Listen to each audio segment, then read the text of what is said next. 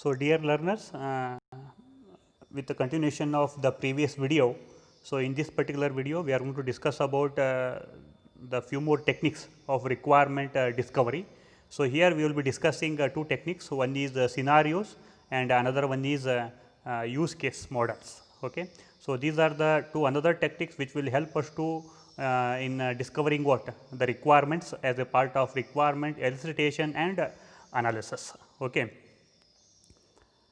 So, we will start with the scenario. So, basically scenarios means actually these are the real life examples of how a system can be used. The name itself indicates. So, here, so we are going to describe every requirement as if some scenario is taking place. Okay. So, here we need to describe that.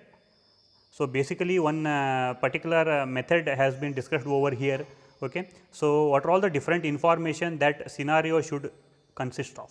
So, whenever you are going to write any scenario for any requirement is concerned, okay, or any particular service or functionality of the software is concerned, how you can describe a scenario here.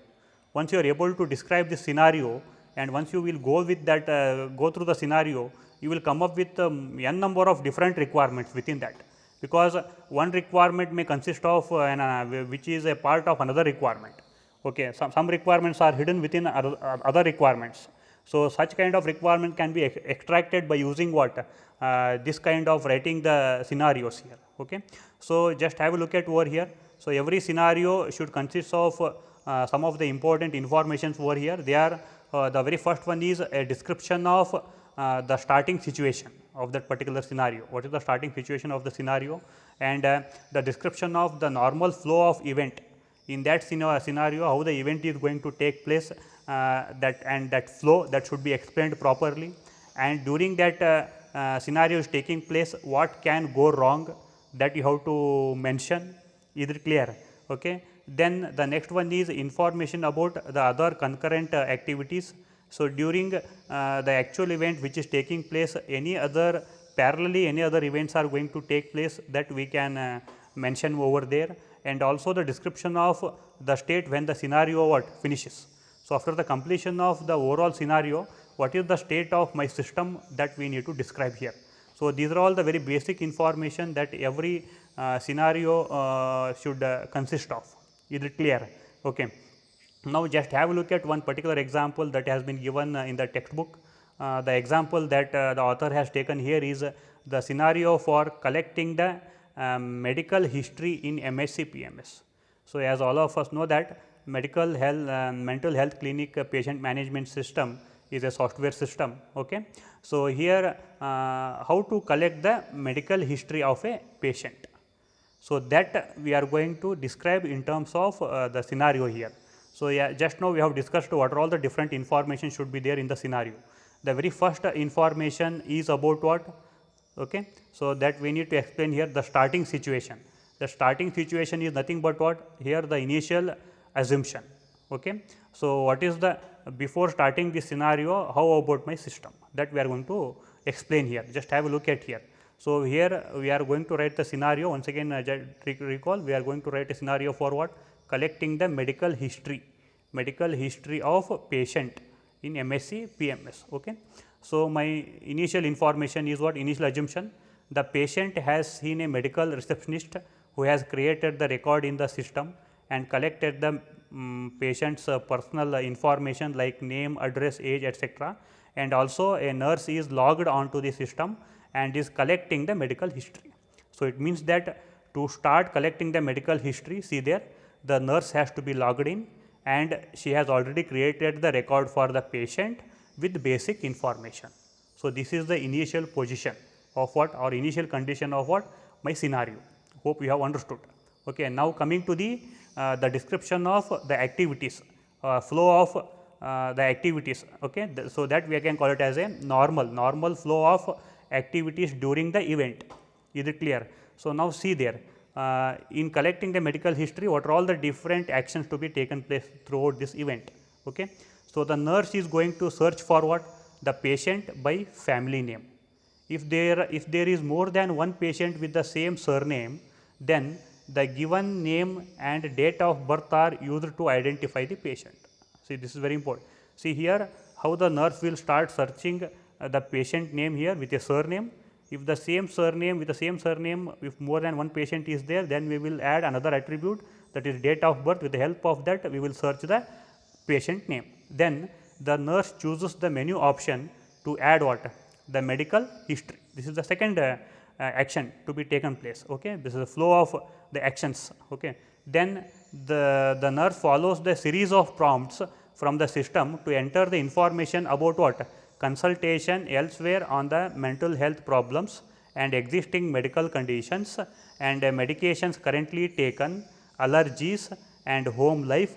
About all these information, the nurse is going to what? Enter the and collect the information, and it will be entered into what? Into the MSc PMS. Okay. So, this is what the normal flow of what? Activities during this particular event. Okay. So, while taking this particular happening this particular scenario is concerned, what can go wrong? That also we need to mention. Okay. Sometimes what happen? The patient record does not exist or cannot be found. Okay. Then what happens? The nurse should create a new record and a new personal information. See there, we are not only mentioning what can go wrong, we should also mention if something goes wrong, then how it should be get solved. That also we need to mention here, because sometimes it happens there. Okay. Then patient conditions or modifications are not entered in the menu. So, the nurse should choose the other option and enter the free text describing the conditions and medications. So, if something is missing, that should be get added by the nurse. And similarly, patient cannot or will not provide the information on medical history. Sometimes some of the patients, they deny to what? Give the patient history information. At that time, the nurse should enter free text recording the patient's inability or unwillingness to provide the information. See, that should be also be get recorded, because sometimes it happens there. Some of the patient, they won't want to give their history there, and sometimes they may tell that if the people are from villages, they may not remember their patient history, and they may say that they don't know. So, at that time, that should also be get what? Recorded. Okay. Otherwise, it will create a problem. Okay. And also it means that the treatment will be limited or what? Delayed. Okay. So, that will be get intimated to the patient, saying that what? Because of, as they have not given the patient history properly, there may be a problem with that what? The patient treatment is concerned. Okay. Then look at the other information, the other activities which are happening. So, while this scenario is taking place, the record may be consulted, but not edited by other staff while information is being entered here. So, here it will be just like a mutual exclusive, because as already one nurse is dealing with this particular patient history, this record cannot be edited by somebody else. So, it means that there is no question of doing any concurrent activities with the same record is concerned, which is not allowed here. Okay. Then the last one is what is the system state on completion. Okay. So, here the user is still logged on, the patient record including medical history is entered in the database, a record is added to the system log showing the start and end time of the session and the nurse involved. See there, everything will be get recorded. At what time the record is updated, up to what time the record is the updation is finished, and who is the nurse involved in this particular updation, everything will be get recorded and logged. Okay. So, that is what the system state on the completion. So, this is how one scenario for what?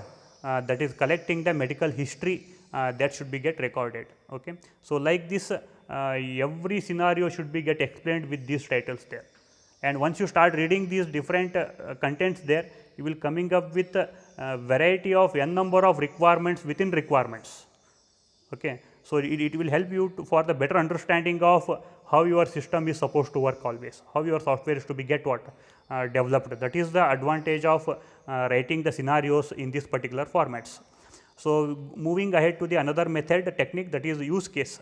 So, basically use case are based on the scenario based only, actually they are the subset of scenario, okay, which is a very popular part of your UML, Unified Modeling Language.